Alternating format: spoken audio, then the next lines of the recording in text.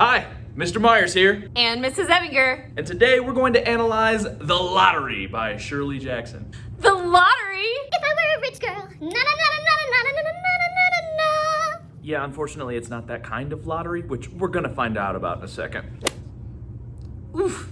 If you haven't already read the short story, go to the description below to find the link to the PDF and read it and come right back. Then we can gather some stones together and get started. Ready? One of the first things we should notice about the setting of the story is just how ordinary it is. Just a breezy June day in small town America. Zippity-doo-dah, zippity-yay.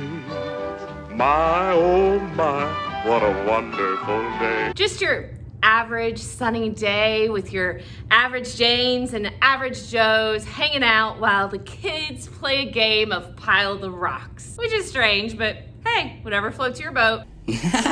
You're really weird. When the lottery begins, everybody's drawing their tickets from the black box, drawing for their family, and going through this town's age-old tradition. While the reader's not sure exactly what's going on, we do get the feeling that something's not quite right here. I have a very bad feeling about this. When the winning ticket is drawn by the Hutchinson family, everything gets real quiet as the tension builds. Mr. Myers, I can't take all this into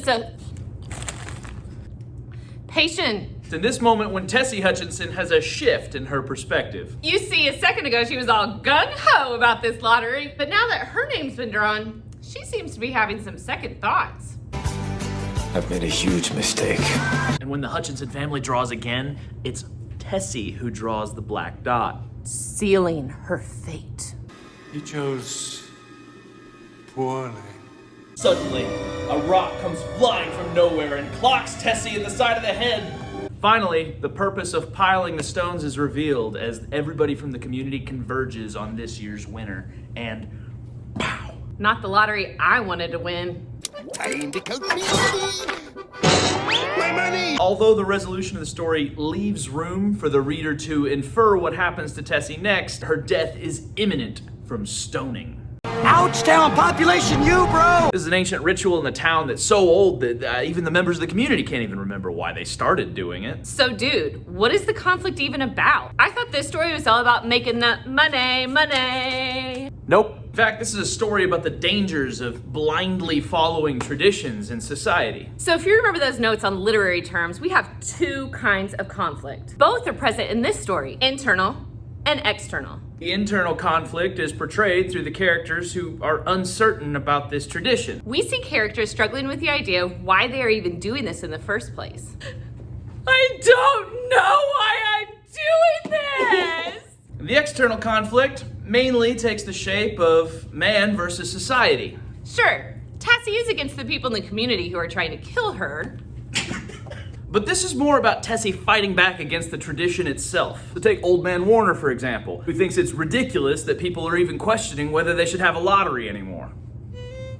77 years ago, we walked through the lottery uphill both ways. Okay, boomer. Got him! By the end of the story, when the people are closing in to murder her, Tessie screams out.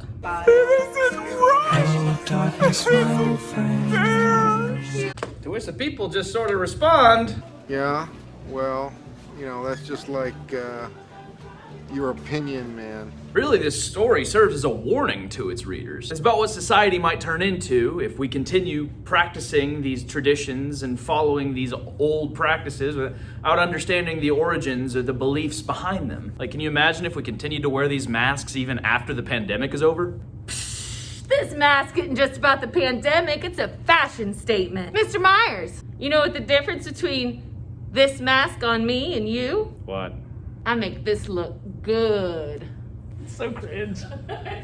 No, but seriously, as a society, we need to be careful about the traditions that we follow, lest we fall into the same trap. You can't just keep following tradition for tradition's sake.